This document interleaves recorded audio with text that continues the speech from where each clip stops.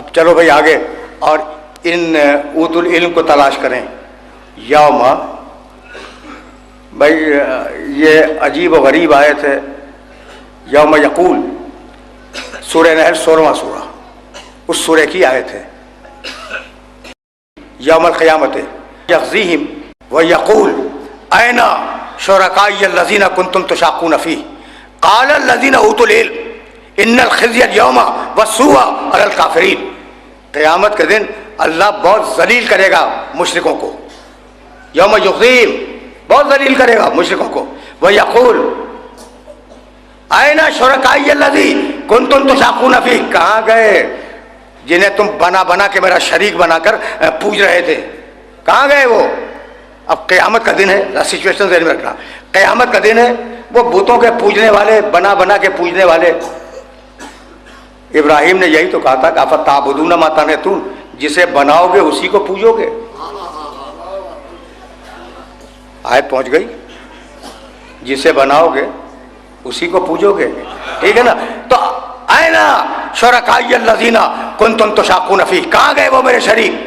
मुशरिक खड़ा हुआ है, सामने खड़ा है, लाखों करोड़ों की तादाद में मुशरिक खड़ा हुआ है, और बारगाह इलाही से आवाज़ आ रही है, ऐना शुरकाई अल्लज़ीना कुंतुम तुशाक़ून फ़ीह, कहाँ गए वो शरीक जिन्हें तुमने बनाया था और बना बना के पूज रहे थे? साकित होंगे, किसी मुशरिक में दम नहीं होगा कि जवाब दे, सब सर झुकाए खड़े हैं। क़ाल अल्लज़ीना ऊतुल इल्म, उस वक्त ऊतुल इल्म बोलेंगे इन्नल ख़िज़्य यौमा वस्सूअ अलल काफ़िरीन, आज सारी जिल्लत, सारी रुसवाई इन काफिरों के लिए। भाई सुनना आसान नहीं है, कुरान को समझना वाक़ई आसान नहीं है। बिटवीन द ब्रैकेट्स क्या चीज़ें रख दी हैं, वो हैरानी की मंजिल होती है। पहली आयत क्या थी जो मैंने पढ़ी? रसूल के पास सुनते हैं और बाहर निकल के ऊतुल इल्म से पूछते हैं कि रसूल क्या कह रहा था, ठीक।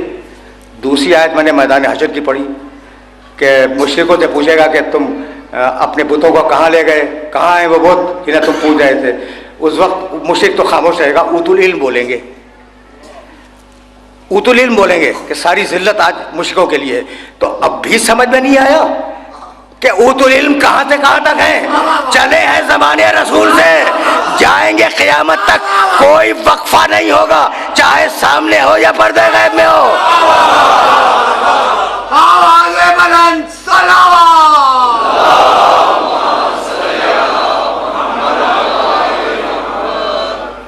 बहुत बहुत तवज्जो रखना, आज चूंकि मौजू के तकाजे को पूरा होना था इसलिए मैं तुम्हें यहाँ तक ले आया। तो पहली आयत ज़हन में रखो, ऊतुल इल्म मिनहुम मन यस्तमिउ अलैक हत्ता इज़ा खरजू मिन इंदिका क़ालू लिल्लज़ीना ऊतुल इल्म माज़ा क़ाल आनिफ़ा।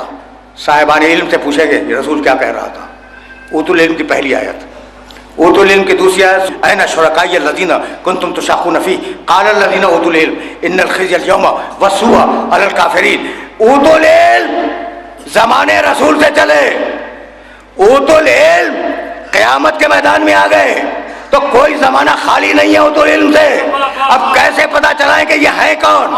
सूरह अनकबूत में आवाज़ दी, बल हुआ आयातुन बय्यनातुन फी सुदूरिल लज़ीना ऊतुल इल्म। कुरान हाफिजों के दिमाग में नहीं है, कुरान कागज पे नहीं है, कुरान को हमने ऊतुल इल्म के सीनों में रखा है।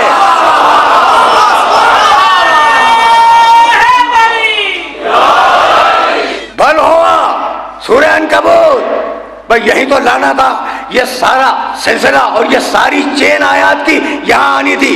बल हुआ आयातुन बय्यनातुन फी सुदूरिल लज़ीना ऊतुल इल्म, हमने कुरान को ऊतुल इल्म के सीने में रखा है, हाफिजे में नहीं, कागज पे नहीं, ऊतुल इल्म के सीने में कुरान है। अब कहाँ तलाश करें उसे जिसके सीने में कुरान है? जब मेरे अली ने कूफे के मिंबर से पहली मर्तबा आवाज दी, सलूनी सलूनी क़ब्ल तफ़क़िदूनी, पूछो जो कुछ पूछना चाहो पूछो, तो एक शख्स खड़ा हो गया और कहने लगा कि या अली ये बताओ कि तुमसे क्यों पूछे, किसी और से जाके पूछ लेंगे। फरमाने लगे मुझसे पूछो, लिअन्ना इल्मुल कुरान हाउना, मुझसे इसलिए पूछो इल्म कुरान इस सीने में है, कहीं और नहीं है।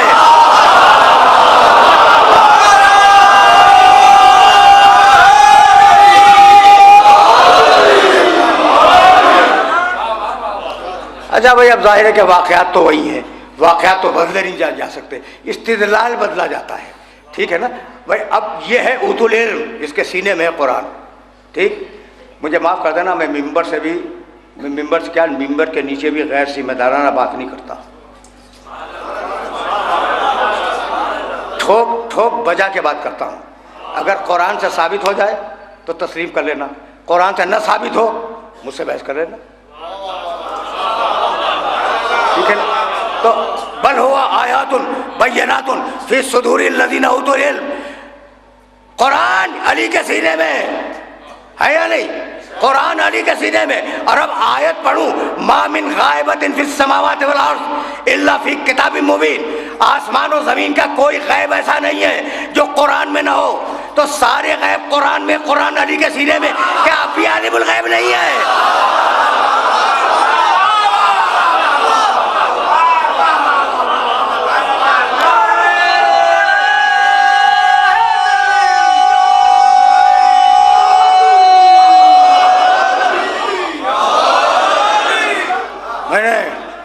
मैंने ज़हमत दी, इस्तिदलाल फिर ज़हन में रखो। बल हुआ आयातुन बय्यनातुन। अब जा रहा हूँ मैं वाक़े की तरफ, और तुमने हज़ारों मरतबा वाक़या सुना होगा, सैकड़ों मरतबा तो यकीनन सुना होगा। बल हुआ आयातुन बय्यनातुन फी सुदूरिल लज़ीना उतुल इल्म, हमने कुरान को रखा है सीनों में साहिबान इल्म के। और अली कहते हैं कि वह पूरा कुरान इस सीने में है। और फिर कुरान ने आवाज़ दी कि आसमान और ज़मीन का हर गैब कुरान में, कुरान अली के सीने में। तो अब भी अली के आलिमुल गैब होने से इनकार करोगे? भाई यही तो सबब है, यही सबब है कि किसी हाकिम की बारगाह में एक मुकदमा पेश किया गया। तो उन दिनों के बुजुर्ग बड़े लोग, देखो बड़े दयानतदार लोग थे, जब कभी फंसा करते थे ना,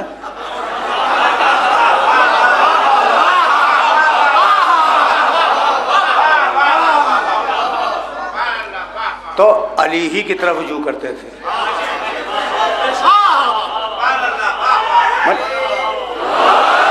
मैंने जानते हो क्या कहा है? मैंने तो भाई ये कहा कि कितने अच्छे लोग थे कि या अली हमें ये आयत समझा दो, या अली हमें ये आयत समझा दो। कोई कह रहा है या अली हमें रसूल की ये हदीस समझा दो।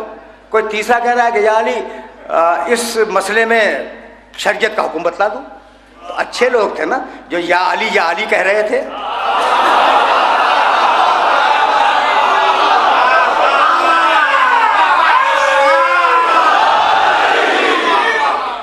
तो अब खिलाफत में, दरबार खिलाफत में एक मुकदमा आया, दो आदमी आए, कहा भाई तुम्हारा मसला क्या है? कहने लगा कि जनाब मैं आका हूँ, ये मेरा ग़ुलाम है, ये इनकार कर रहा है। ठीक, ग़ुलाम से पूछा भाई तेरा मसला क्या है? उसने कहा जनाब आका तो मैं हूँ, ये मेरा ग़ुलाम है और ये इनकार कर रहा है। मैं है तो ये, यानी हैरान कुन वाक़या है। यानी उसका दावा ये कि मैं आका ये ग़ुलाम, उसका दावा ये कि मैं आका ये ग़ुलाम। ठीक है ना? अच्छा भाई, तो उन्होंने कहा कि कोई गवाह है? कहा जनाब गवाह होता तो आपके पास आते क्यों? अब मैं न हुआ उस वक्त, वरना अर्ज़ करता कि हुजूर आपके नज़दीक तो किताब खुदा काफ़ी है ना, किताब से देख लीजिए।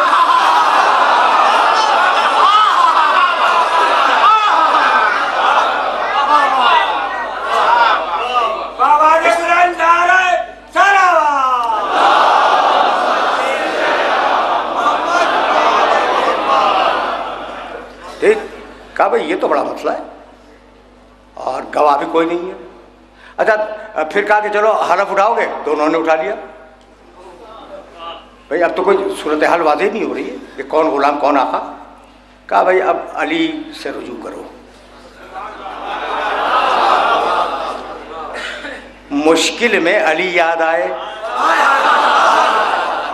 मुश्किल में मुश्किल में मेरे अली याद आए तो अकीदा जो भी हो मेरे अली को मुश्किल कुशा तो समझते थे ना।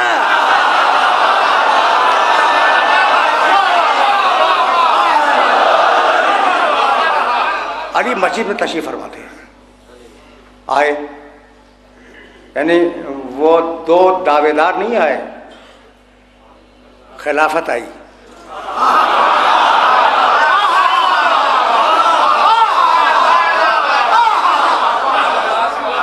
समझना भाई, समझना। आए, बैठे अली के पास और उन दोनों को भी साथ लाए। कहा या अली इस मसले को हल करो। कहा मसला क्या है? कहा इनसे पूछो।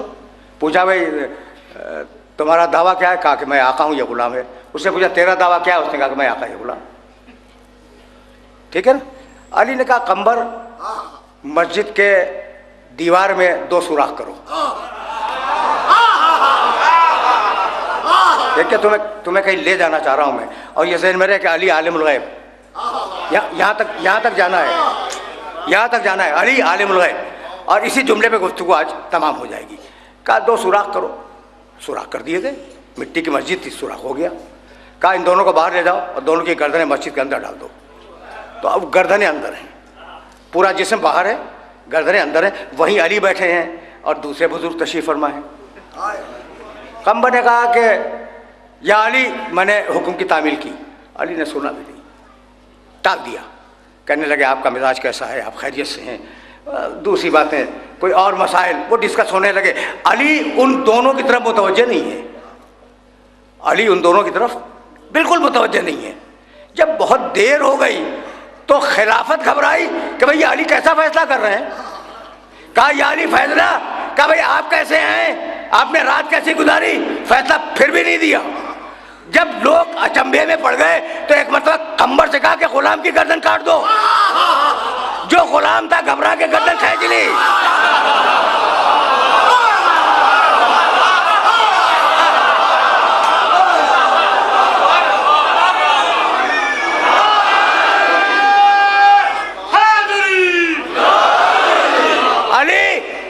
अली हुक्म दे रहे हैं कंबर को, गुलाम की गर्दन काट दो। जो गुलाम था उसने घबरा के गर्दन खींच ली। जो आका था वो गर्दन डाले खड़ा रहा। अच्छा भाई, जब गवाह कोई नहीं है तो गुलाम ने घबरा के गर्दन क्यों खींची? साबित तो कुछ नहीं हो रहा है। जानता है कि अली आलिमुल गैब है, अगर गवाही नहीं भी होगी तो कत्ल कर देगा।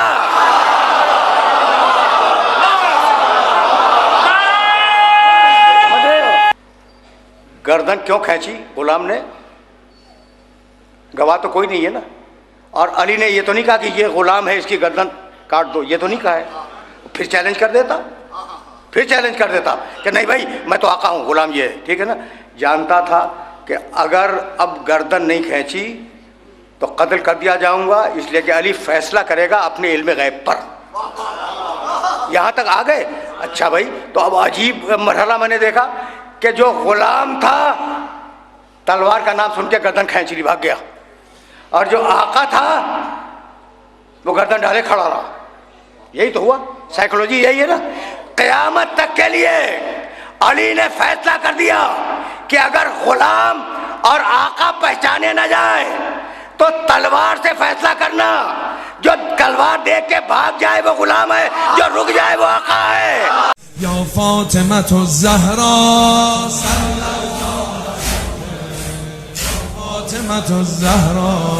सल्लल्लाहु अलैहि